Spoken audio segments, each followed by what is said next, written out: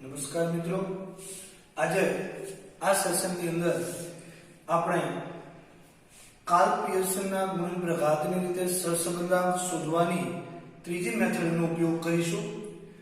અહીંયા આ પદ્ધતિની અંદર કાર્લ પિયર્સનના સહસંબંધાંક શોધવા માટે સહસંબંધાંકનો એક ગુણધર્મ કે સહસંબંધાંક જે છે એ ઉગમ બિંદુ અને માપના પરિવર્તનથી મુક્ત છે એનો ઉપયોગ આપણે અહીંયા કરીશું. ઉગમ બિંદુનું પરિવર્તન શું છે, માપનું પરિવર્તન શું છે, એ દરેક વસ્તુ આપણે આ ટોપિકની અંદર શીખવાની છે. હવે ક્યારે આ મેથડનો ઉપયોગ કરવો, તો જ્યારે પણ કાર્લ પિયર્સનની પદ્ધતિથી તમે સહસંબંધાંક શોધતા હોય અને જો x બાર અને y બાર અપૂર્ણાંક આવે અને અવલોકનો જે છે એ જો 20 કરતા મોટા હોય, દરેક અવલોકન 20 કરતા મોટા હોય એવું જરૂરી નથી, પણ જો મેજર વધુ પડતા અવલોકનો જો 20 કરતા મોટા હોય તો આપણે આ મેથડનો ઉપયોગ કરીશું. હવે અહીંયા મને એક એક્ઝામ્પલ આપેલો છે કે ભાઈ નીચેની માહિતી પરથી સહસંબંધાંક r ની કિંમત શોધો. હવે ઉત્પાદન આપેલું છે અને એકમ દીઠ ઉત્પાદન ખર્ચ આપેલો છે. ઉત્પાદન 15, 20, 35, 24, 18 અને 31 છે, જ્યારે એકમ દીઠ ઉત્પાદન ખર્ચ 95, 90, 75, 80, 87 અને 70 છે. તો આ પદ્ધતિ પરથી આ પદ્ધતિની રીતે જો મારે દાખલો ગણવો હોય કાર્લ પિયર્સનની પદ્ધતિથી, તો સૂત્ર નક્કી કરવા માટે સૌથી પ્રથમ અગાઉની બે મેથડમાં આપણે જોયું એમ સૌપ્રથમ આપણે x બાર અને y બાર શોધવો પડે. હવે x બાર અને y બાર શોધવો હોય તો અહીંયા જે ઉત્પાદન છે એ મારા માટે x બનશે, જ્યારે ઉત્પાદન ખર્ચ છે મારા માટે y બનશે. કારણ ઉત્પાદન એ નિરપેક્ષ ચલ છે, જ્યારે એકમ દીઠ ઉત્પાદન ખર્ચ એ એનો સાપેક્ષ ચલ છે. તો અહીંયા x 15, 20, 35, 24, 18 અને 31, જ્યારે y 95, 90, 75, 80, 87 અને 70. હવે તો x બાર અને y બાર શોધવા માટે x નો ટોટલ થશે 143, જ્યારે y નો ટોટલ થાય છે 497. હવે x બાર અને y બાર, તો x બાર સિગ્મા x upon n, તો 143 upon 6, તો જવાબ આવશે 23.83. હવે y બાર, તો y બાર સિગ્મા y upon n, એટલે કે 497 ના છેદમાં 6, તો 82.83. અહીંયા મિત્રો તમે નજર કરો તો x બાર અને y બાર આ બંને અપૂર્ણાંક આવે છે, પોઈન્ટમાં આવે છે, અને સાથે સાથે વધુ પડતા અવલોકનો એ 20 કરતા મોટા છે. તો જ્યારે પણ x બાર અને y બાર અપૂર્ણાંક હોય અને અવલોકન 20 કરતા મોટા હોય તો આપણે uv વાળી મેથડ ઉપયોગ કરવાની છે. હવે uv વાળી મેથડ નું સૌપ્રથમ આપણે સૂત્ર જોઈએ તો r n sigma u minus sigma u sigma v upon વર્ગમૂળની અંદર n sigma u square minus sigma u નો હોલ સ્ક્વેર ઇન્ટુ વર્ગમૂળની અંદર n sigma v square minus sigma v નો હોલ સ્ક્વેર.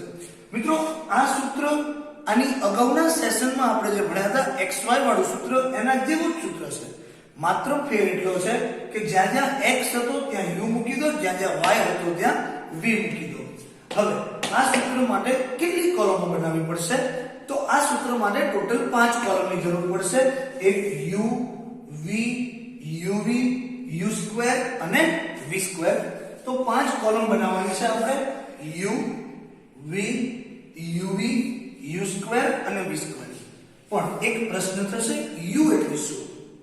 તો અત્યારે u નું સૂત્ર આપણે યાદ રાખીએ કે u x a, જ્યારે v y b. મિત્રો આ x a અને y b એ બીજું કંઈ નથી પરંતુ એ છે ઉગમ બિંદુનું પરિવર્તન. અહીંયા ઉગમ બિંદુનું પરિવર્તન આપણે કરીએ તો પણ આપણા સહસંબંધાંકની કિંમત ક્યારેય બદલાતી નથી. હવે મને x ની કોલમ આપી છે, y ની કોલમ આપી છે. u માટે x a, મતલબ એ મતલબ થાય ધારેલો મધ્યક. તો આ x માંથી મારે કોઈ એક સંખ્યા ધારવાની છે. કઈ સંખ્યા ધારી શકાય?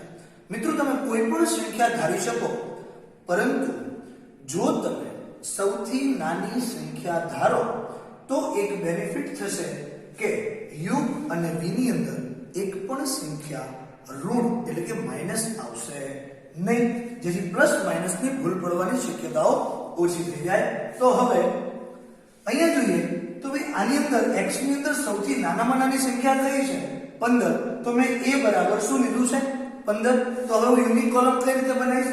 તો 15 માંથી 15 જાય તો 0, 20 માંથી 15 જાય તો 5, 35 માંથી 15 જાય તો 20, 24 માંથી 15 જાય તો 9, 18 માંથી 15 જાય તો 3 અને 31 માંથી 15 જાય તો 16. અને તમે એનો સરવાળો કરો તો સરવાળો થશે 53. એવી જ રીતે v ની કોલમ બનાવવાની છે. તો v ની કોલમનું સૂત્ર છે v y - b. તો આ જે y છે એ y માંથી કોઈ એકને b તરીકે ધારી લો. કઈ સંખ્યા આપણે ધારીશું? તો કે સૌથી નાની હોય. તો y માં સૌથી નાનામાં નાની સંખ્યા છે 70. તો 70 ને મેં b તરીકે લીધા. તો હવે જોઈએ તો 95 માંથી 70 જાય તો 25, 90 માંથી 70 જાય તો 20, 75 માંથી 70 જાય તો 5, 80 માંથી 70 જાય તો 10, 87 માંથી 70 જાય તો 17 અને 70 માંથી 70 જાય તો 0. અને એનો સરવાળો હું કરું તો થાય છે 77. મિત્રો આ બે જ કોલમ સૌથી અગત્યની છે. બાકીની કોલમ આપણે જે xy વાળી કોલમની અંદર બનાવતા હતા એ જ પદ્ધતિથી બનાવવાની છે. સૌથી પહેલી કોલમ છે uv. તો uv માટે u * v. તો 0 * 25 તો 0, 5 * 20 100, 20 * 5 100, 9 * 10 90, 3 * 17 51 અને 16 * 0 તો 0. હવે આ બધાનો સરવાળો કરો તો સરવાળો થાય છે 341. એવી જ રીતે u2 મતલબ u નો વર્ગ. તો આ u ની કોલમ છે એનો વર્ગ કરો તો 0 નો વર્ગ 0, 5 નો વર્ગ 25, 20 નો વર્ગ 400, 9 નો વર્ગ 81, 3 નો વર્ગ 9 અને 16 નો વર્ગ 256. એ બધાનો સરવાળો કરશો તો જવાબ આવે છે 771. હવે છેલ્લી કોલમ v2 મતલબ v નો સ્ક્વેર. તો અહીંયા જે v છે એનો વર્ગ કરીએ તો 25 નો વર્ગ 625, 20 નો વર્ગ 400, 5 નો વર્ગ 25, 10 નો વર્ગ 100, 17 નો વર્ગ 289 અને 0 નો વર્ગ 0. તો એનો સરવાળો કરીએ તો સરવાળાનો જવાબ આવે છે 1439. મિત્રો આ આપણું ટેબલ તૈયાર થઈ ગયું છે. આપણને દરેકે દરેક જે આપણે કોલમો બનાવી છે એ દરેકે દરેક કોલમની કિંમત હવે આપણે સૂત્રની અંદર મૂકીએ તો આપણને સહસંબંધાંકની કિંમત મળે.